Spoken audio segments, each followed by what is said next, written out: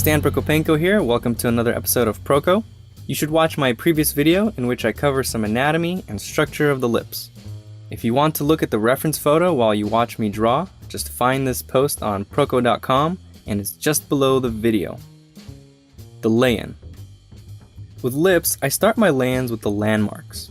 Find the width and angle of the lips by indicating the corners. Since she's looking slightly away from us to the left, the center line will curve out and to the left. This will help me find the placement of the top of the tubercle and bottom of the bottom lip. With the landmarks in place, let's think about those squishy little pillows. Remember how in the last video I said that there are 3 at the top and 2 at the bottom? On her, the tubercle is flat and you can barely see it. This is actually quite common. The tubercle is just a fatty tissue, so its prominence will vary. The wings on the side of her lips are very round and easy to see. The 2 pads on the lower lip are very subtle and kinda hard to see. 2 values. When I start shading a drawing, I like to first determine the angle from which the light source is coming from. This will help me visualize what values to make each plane. If the plane is facing the light, it will be lighter.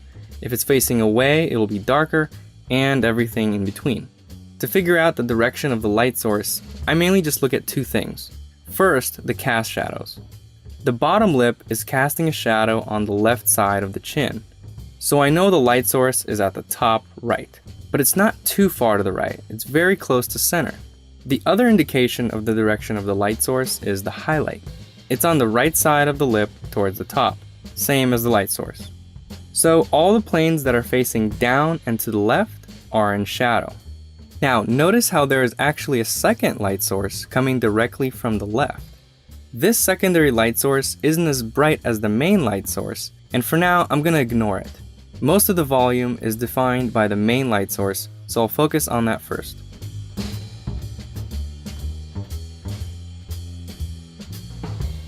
The sides of the top lip face down and are in shadow, but as we get closer to the middle, her top lip gets very round and the top portion actually points up at the light source. So the core shadow in this case is towards the bottom in the middle and along the top ridge on the sides.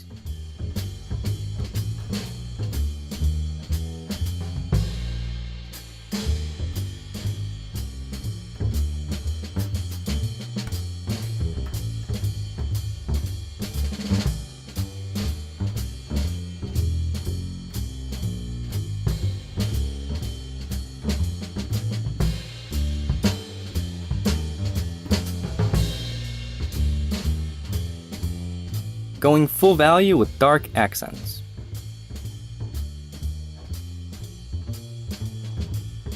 The darkest accents on the lips will almost always be in the corners, along the crease, core shadows, and just under the bottom of the bottom lip.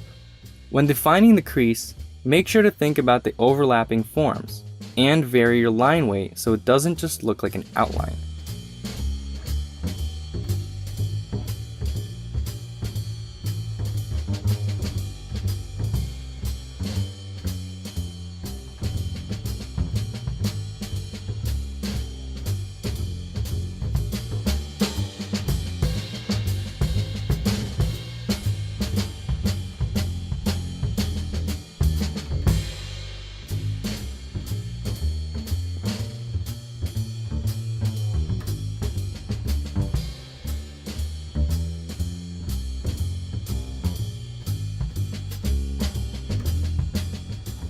Halftones and highlights. The top lip, even though it curves and points up, doesn't curve enough to point directly at the light source, like the bottom lip. So the entire lit area of the top lip will be a darker value halftone, with gradations to define the roundness of the squishy little pillows.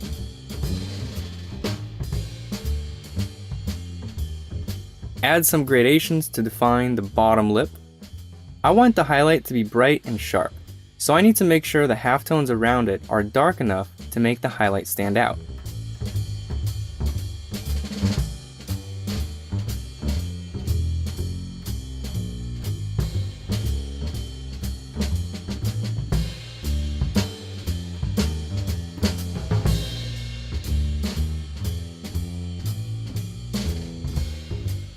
Once you start making your halftones dark, double check to make sure that the shadows are significantly darker, so that the halftones don't start looking like shadows.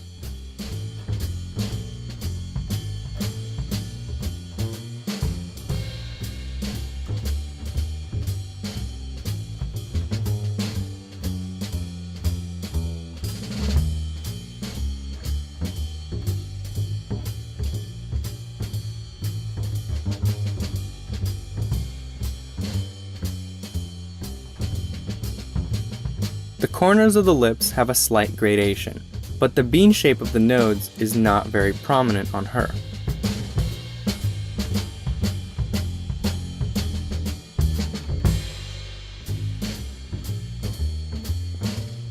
I'll define the plane changes of the region above the top lip. I'm going to take out the cast shadow from the nose. I feel like it would look strange there without a nose casting it, and instead I'll define the planes of the philtrum.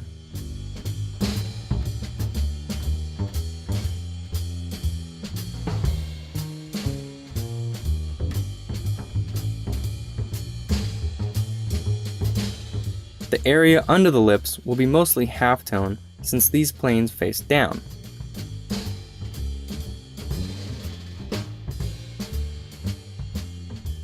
Now I'll add that secondary light source and make sure it stays in a supporting role and doesn't become the main character.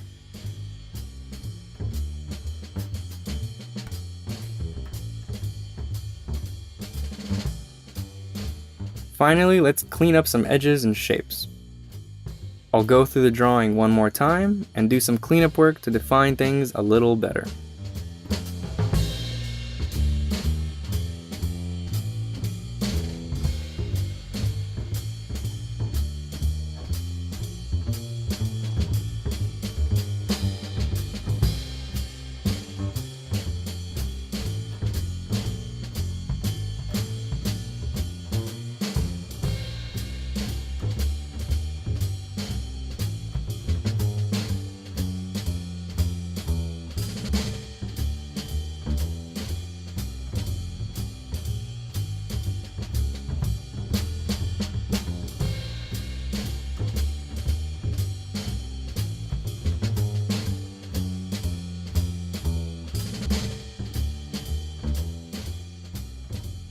Alright, so I'm going to be giving this drawing away.